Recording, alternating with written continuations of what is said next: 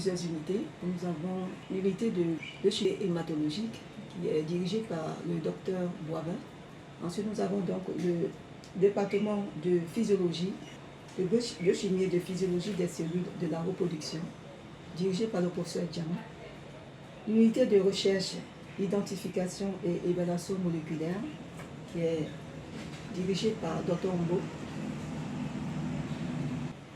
Et puis la recherche des substances psychoactives, l'unité de recherche des substances psychoactives, dirigée par... Alors ici, l'unité de biochimie clinique et hématologique, c'est celle qui est la plus grande unité de ce département.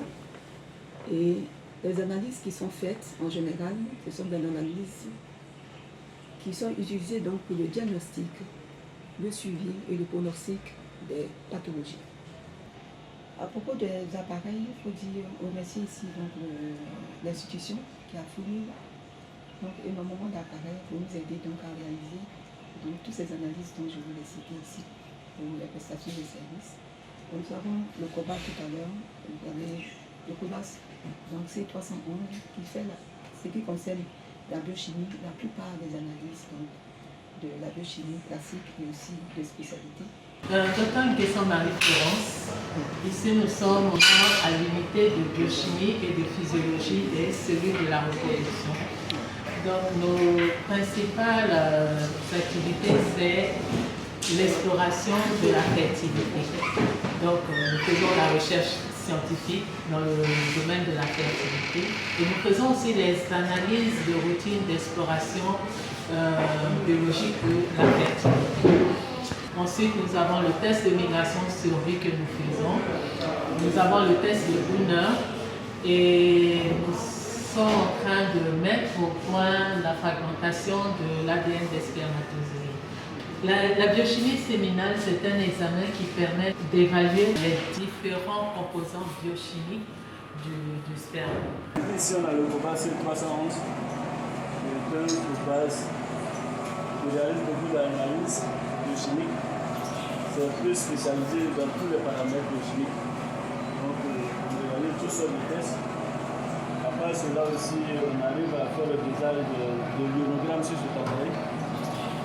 C'est un appareil qui est relié avec des systèmes d'eau, de filtrage. On filtre l'eau directement, ça vient dans l'appareil et puis on a entendu ici la glycémie, l'urée, la créate, l'acide urique, les transaminases, le phosphore.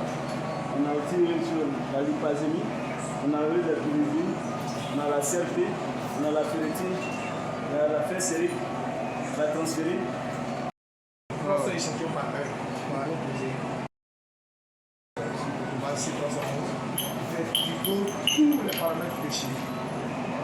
C'est un automat de hématologie clinique qui permet non seulement de faire la numération formule sanguine, NFS, en plus de ça, nous permet de doser les taux de thyroïde. C'est un marqueur de classification du type d'anémie. Si c'est une anémie régénérative ou une anémie non régénérative. Et des protéines sériques. Donc le typage, par exemple, des hématopathie. Donc c'est cet appareil qui permet donc de faire ce typage-là. On peut permettre par exemple de voir si quelqu'un a la drépanocytose par exemple, pour cette relation. On va résumer ça. On arrive à doser les vitamines liposolubles. Et voilà. On a eu aussi à faire les mycotoxines. Les mycotoxines dans les eaux usées, les eaux de lagune, notamment l'eau d'Agen. Voilà, la lagune d'Agen. Voilà. Donc c'est un appareil dont l'application est assez multiple et assez large.